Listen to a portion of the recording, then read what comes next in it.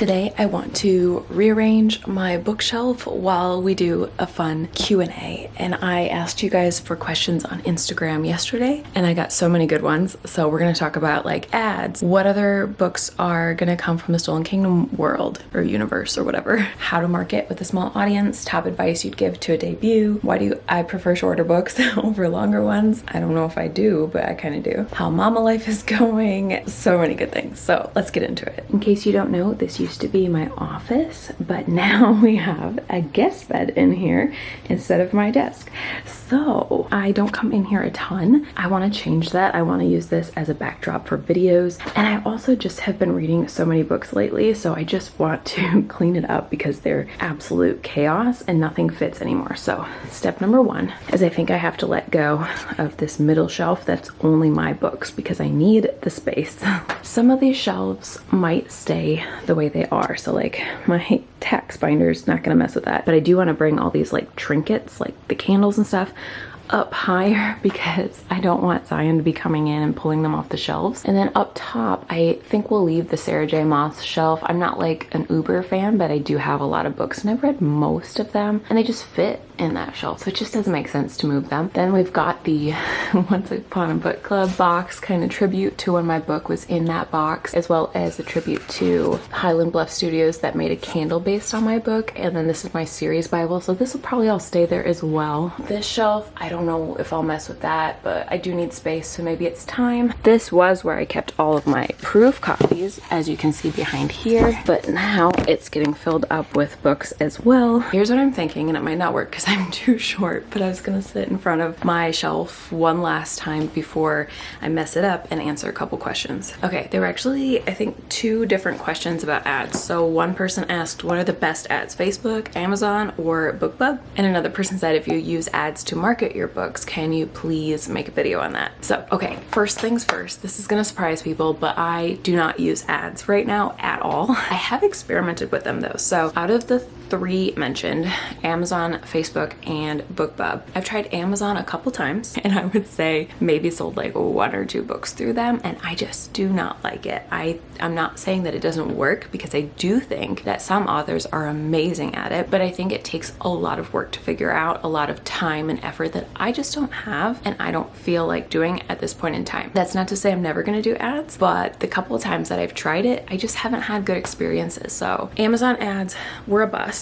I have never done Facebook ads, and I'm actually not on Facebook. I haven't been for over 2 years. Deleted my account, have never looked back. And then BookBub ads, I played with only once briefly, and I quickly realized that those are not effective whatsoever unless you actually have a sale going on, because the people who are subscribed to BookBub are looking for deals. So if you're running an ad on a full price book, it's just stupid, which is what I was doing. Very little experience in ads at all, and they're just not really for me right now. Oh my gosh, here's a really good one for the Queen's Rise series, which is the series I'm working on right now. It says, does the Queen's Rise series tell who Hannah and Malachi's father is? And so you're not gonna know in books 1 and 2, but at the end of book 3, yes, you will know the answer. I love that question. Okay, this one says, is The Secret Gift annotated or rewritten? And the answer is neither.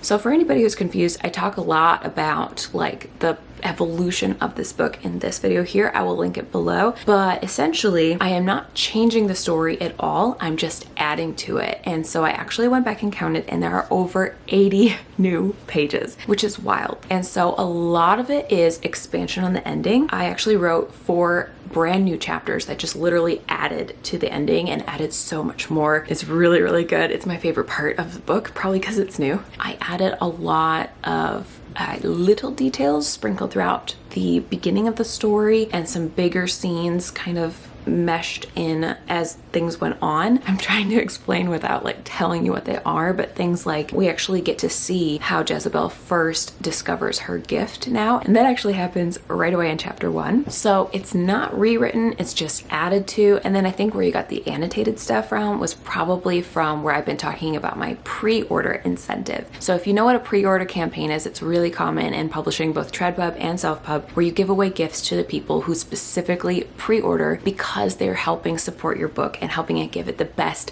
chance possible. Pre-orders help authors so much. Most readers don't even know just how much they're helpful. So to encourage pre-orders to happen, we give away gifts.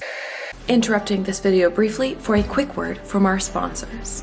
I'm personally sponsoring this book, which is a young adult fantasy inspired by some of your favorite fairy tale villains, such as the Evil Queen in Snow White, the Evil Fairy in Sleeping Beauty, and the Evil Fairy in the Beauty and the Beast story. If you pre-order The Secret Gift and fill out the form linked below, you will receive the first 5 chapters of the story with fun notes from the author, aka me, a sticker sheet for readers. I already used mine, so I can't show you.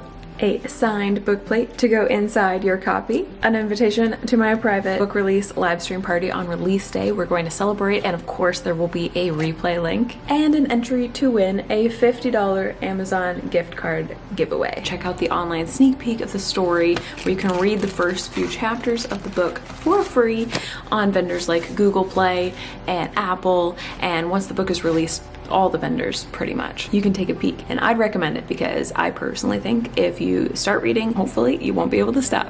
Back to the video. Let's do some of the bookshelf stuff, and then I'll answer some more questions as we go.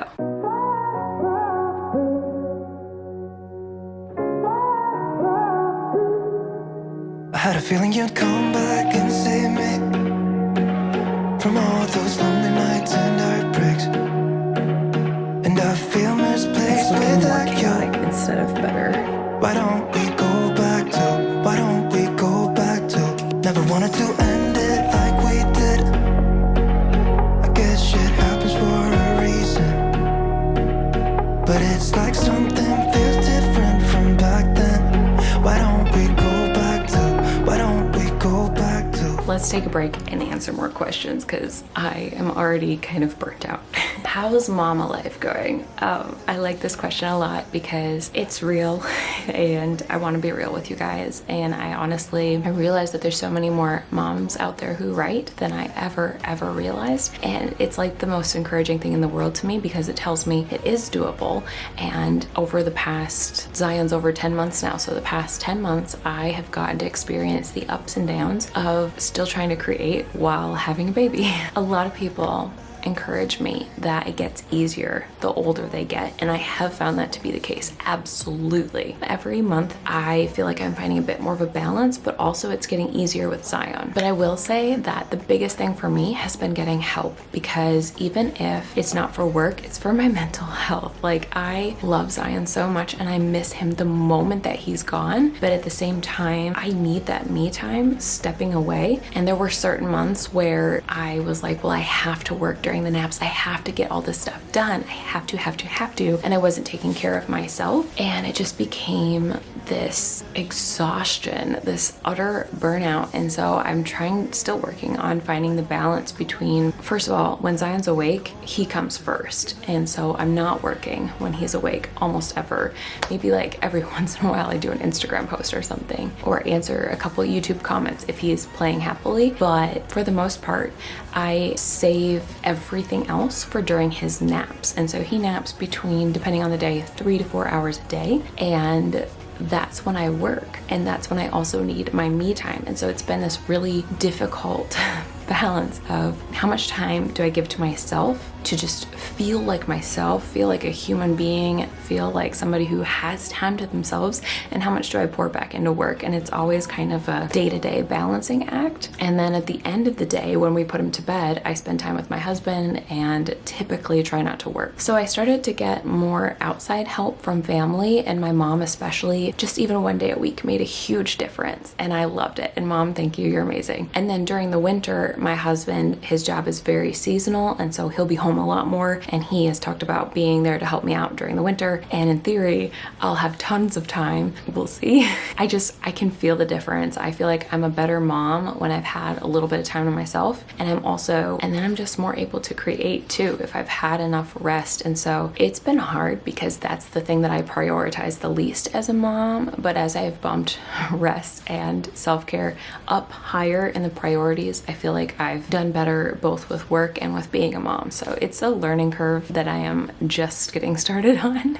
And I'm just very encouraged to hear from other moms that it continues to get better. And I really appreciate that. And I do think it is what we make it as well. Like I've had bad days where I know it's my fault that it's gotten worse because of my attitude. And then I've had really good days where I'm like, this wasn't any different, but I, because of my attitude, had a great day. Okay, sorry, that was a really long answer. For this next question, how to publish on Barnes & Noble, I'm actually planning on doing a video about that, and I want to do it roughly around the release of book 1. So expect a video on that in December. But the very short version is that you have to go to Barnes & Noble Press, make an account, and then set up all your tax information. Give yourself at least 1, if not 2 or more weeks to get that processed. And then you just follow through the steps to setting up a book, and they guide you through it. And it is a little bit more complicated than most of the other vendors, not gonna lie. They do have resources and they do explain as you go what they need you to have. So you just go through it 1 page at a time and fill it out as they teach you how to fill it out. And again, I'll have a video on that soon. Here's a question that says, Bethany, did you ever have a writing coach, and what was their best piece of advice? And the answer is no, I did not. I had a writing professor. I've talked about it a little bit in this video. If you want to know more, I'll link it below. But I have very, very few memories from the classes with that professor. Will there be any more books about the 3 main couples of the Stolen Kingdom series? Actually, hold on. I think there was another one like that. Okay, it's not exactly the same, but it's close. This one says, if you did write another book about Nesryn specifically, will it be about her being the new queen of Jinn? And then there's actually another one about the Stolen Kingdom series characters. This one's about Rena. Will we see more of Rena and her awesome fish sayings?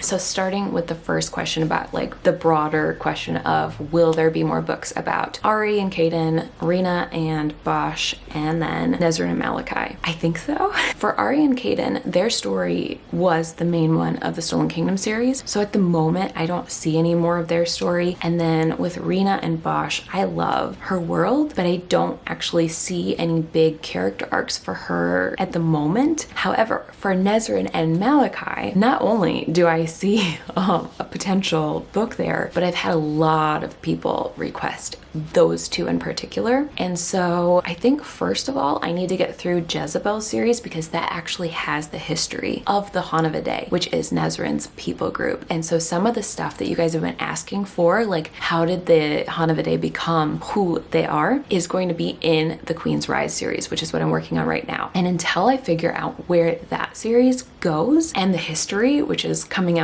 especially in book 3, and I've only written the first third or so of book 3, maybe half. If you're wanting Nesryn's story for the reasons that I think you are, a lot of that is going to come out in book 3. So I'm very, very curious to see what, especially the people who want Nesryn and Malachi, are going to think of the Queen's Rise series, especially book 3. One more, because this question fits in perfectly with what we were just talking about, and that's, do you have plans for other books or series that aren't tied to the Stolen Kingdom series? That's the big question, isn't it? Because yes, the answer first of all is yes. I actually have 3 other book projects that I want to do that are not related to the Stolen Kingdom series at all. You might have heard me talk about these before. One of them is Invisible Souls. I've drafted it or started to draft it like 3 different times and it just wasn't the right time, but it's a YA fantasy that might be a little bit more urban fantasy, I think. And then I also have a nonfiction book about how to self-publish based on the course that I did with Jessica Brody and Writing Mastery Academy, and I literally have written the whole first draft. It's the script for the course, and so I just need to rework it and edit it and make it a quality book. So that's my second project. And then my third like book shaped thing that has come to mind is what I'm jokingly calling my pen name rom-com, because it's like a YA contemporary kind of romance sort of thing. If I ever wrote it, probably be under a pen name just because it doesn't mesh with fantasy and I don't want to confuse readers. And it's just something that came to me that I'm really excited about, and I have like a mini outline for it, but that's about it. After the Queen's Rise series,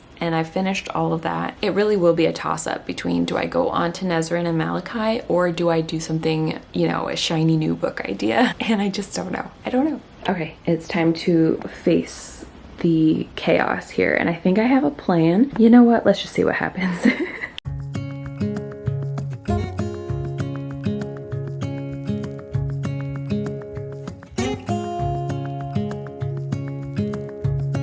standing underneath the lights, look into each other's eyes. Tired snowflakes are coming down, collapse into water when they hit the ground. I hear the sound of empty streets. Stuck once again. It looks terrible. I need a break. Let's answer some questions. Shoot. I just realized there's another pile still on the floor because I was like, oh, I'll put friends up at the top. I don't know where. I miss the old way. Zion just woke up. I'm gonna pause this and come back to the questions and this chaos because I don't know what's happening. I'm back. I've got my caribou and I still don't know what I'm gonna do. So let's see here. I really don't know. Let's just try stuff, see what happens. Let me get you set up so you don't fall over. Quiet voices in the night. Time is running out of sight. A lonely wind is passing by, tries to carry all the whispers that it finds. The walls are listening when we talk, making echoes as we walk.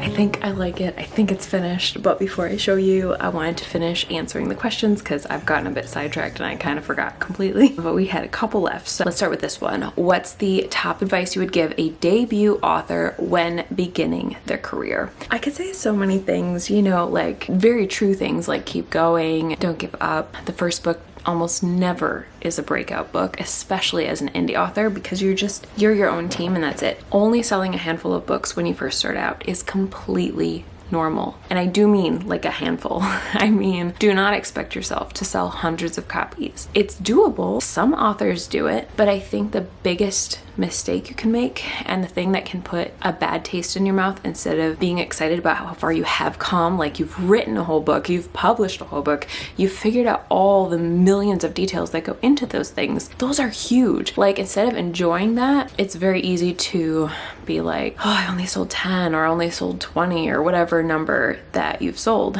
And the thing is, when you're first starting out, you don't have that much of an audience. Why would you expect any different? You know what I mean? Unless you have a huge following that already loves your writing. But in that case, it probably wouldn't be your first book, would it? You know what I mean? That's not to say you can't sell thousands of books, because you absolutely can. It is absolutely doable. However, when I first started out, just being super real with you guys, besides my initial release, which was something where I pushed really, really hard, I would say the couple months after release, I remember there was one month where I sold like 6 books. And I think the next month was like, I don't remember the exact number, but I want to say it was like 10 or 11, maybe 12. Keep in mind that your debut is just your first pancake. There are so many more to come. You've got this. This one is about outlining. I'm not sure if you've answered this before, but after outlining, how do you know when your book draft is ready? Okay, let me first say that I have this outlining video and I'll link it below. Definitely recommend checking it out. But the way that I know it's ready is if I've generally filled out the beats, because that's all that anybody can ask for. In my opinion, you're never going to be ready, just the way you're never ready to be a parent. You just have to dive in and do it. And so you can outline all you want, but you're never gonna know every detail until you're actually sitting down to write that scene. And then you're like, oh, here's something I never thought to brainstorm. So you're never gonna be perfectly ready. You just need to dive in and do it. This one made me giggle. It says, why do you prefer writing short books instead of long ones? I mean, logistically, the answer is really obvious. It's so much easier. Just imagine with me the difference between writing a 30,000 word book and a, 90,000, or let's be dramatic, 120,000 word book. You are going to finish the 30,000 one, and let's just be really generic. Let's say you write 1,000 words a day. So the 30,000 word book, you're gonna finish in 30 days. It's that fast. The 120,000 word book will take you 4 times as long. So maybe 4 months later, if you're lucky, right? And that's if you're writing every single day day and you're managing to keep up your 1,000 word count and you don't have any like holidays or vacations, or you don't burn out in the midst of all that, right? Now let's say for the short book, you're just turning around, you're going to edit it really quick for beta readers, and then you're going to send it off. Editing a book like that, again, probably only takes a month, maybe even less, and then you send it to beta readers and they probably can read it in 1 to 2 weeks or less. And then you turn around, edit it in a month or two, good to go. Versus over here, that huge book that we've talked about, you're probably going to need a break first of all, but then when you go to edit that massive beast, it's going to take at least a couple more months. And usually for me, editing takes at least as long as drafting, so consider that probably another 4 months, maybe more like 8 months. And then when you send it off to beta readers, they're probably going to need a lot longer to read because that is a hefty book. It's 4 times longer, so they're going to need at least a month to read that thing, maybe more. But most likely for 120,000 words, you're going to have a lot more to process. And so just generally, I think you're seeing where I'm going with this. It's so much more work. It's not to say it's not doable. It's not to say I don't love reading long books if they're really good. But the truth is, I think a lot of stories don't need to be as long as they are. I'm thinking of the Sarah J. Maas books. Sorry if that offends anybody, but those books are beasts. And anyway, I'm getting on a tangent here. Shoot, I missed a question about Nesrin from back when I was talking about the Stolen Kingdom universe and all the potential books coming up. So this one says, if he did write another book about Nesrin, will it be about her being the new queen of Jinn? I haven't actually brainstormed exactly where a book like that would start, because I think I've said this in other videos, Nesrin needs to have a really strong character arc, and there needs to be a real story there with real conflict, real issues, beginning, middle, and ending if I'm gonna write a story for her. So I'm not sure exactly where it would start, but I feel like the most conflict and the most interesting stuff would be starting right after where the Enchanted Crown leaves off. If you've read it, you'll know what I'm talking about. And I think that would be just the most interesting place, but no promises. We'll see what happens. Okay, and then it looks like we have 3 marketing questions that all essentially are about the same thing. So the first one says, tips for marketing for a writer with only 300 followers. How do I get people interested in the book? The next one says, what do I focus on for marketing when I don't have much of a following yet? And actually the third one doesn't quite relate to those as much. So let's start with the how to market to a smaller following question, because honestly, imagine that you had 300 people in a room with you. Like, I think my wedding was 150 people. So I'm just picturing this, and I don't know if you have a good event in your life for a comparison, but even if you don't, I can tell you right now, that is a lot of people. And I think because we see, you know, celebrities with these massive followings, we think like, oh, 300 is like small, but the truth is it's not that small. It's really not. And even just a handful of people, if you have the ability to learn how to influence them, then just imagine how much more your influence would be. As your following grows, your influence would grow. Because if you think about it, there are a lot of people with big followings who don't have a lot of interaction and don't have a lot of people actually buy their book. I can think of a couple people in particular who have a big following, but nobody actually cares to buy their product. I think that's the biggest mistake people, including myself, make, is to just accidentally start thinking about followers, vanity metrics, instead of looking at numbers like your sales numbers, which do pay you things, or looking at numbers like your interaction. Like when you post something, who cares how many people follow you? When you post something, do people interact with it? Does it make them interested? Do they want to know more from you? Do they want to read your book? Does it make them go buy your book? Those are the numbers that matter. Hold on. This book is literally my brain about social media and how to get people to buy your books. More than I could put in one video, but I have so many thoughts on this that they fit in a book. Like, this is something I'm very passionate about, but let me think if I can give you like one specific thing. This chapter on know, like, and trust, and I actually did a video about it right here. I'll link it below where you can get the first little bit of what I talk about in this chapter. I just think it makes it so much easier for you to market on social media in a genuine way that's also helping you to sell books. Because what you said was, what do I focus on? So focus on know, like, and trust. And what I mean by that is like, help your readers get to know you and know your books. Help them like you and like your books, and help them trust you and trust your book. So for example, I might do an introduction post for myself or share the blurb for my book. That would help readers get to know me. Or like, I might share a excerpt from the story and help them decide if they like that type of story, if they like my writing, if they like the genre. And then for trust, to let them know that I am trustworthy, this book is worth buying. I could even share something like a review review from another reader, such as my reviews on Goodreads. That's just one example. I go on and on in this book. If you want to know more, I definitely recommend checking it out. But then the other marketing question was, how do you get people excited for your debut if you don't have a synopsis, cover, etc. yet? Let me give you an example from myself for Invisible Souls. I don't have a cover. I don't have a blurb. I only have this title that I gave the book that just felt right and a general idea of what I want it to be. So when I talk about it, I can get people excited for it by saying, think it's an urban fantasy genre. I'm excited about these characters. Like, whatever you do know, share that. And I don't know a lot yet, so it might not be the best example, but I would say whatever you're comfortable sharing, it doesn't have to be like finished product level for you to be able to share it. You could share your music playlist as you're writing. You could share your desk setup as you sit down to write your story. You could share things like what snacks you eat while you write, or what inspires you to write your particular story, or what made you choose your genre. You can tell that the list goes on, and again, stuff I talk about in this book quite a bit more. All right, you ready for the finished product?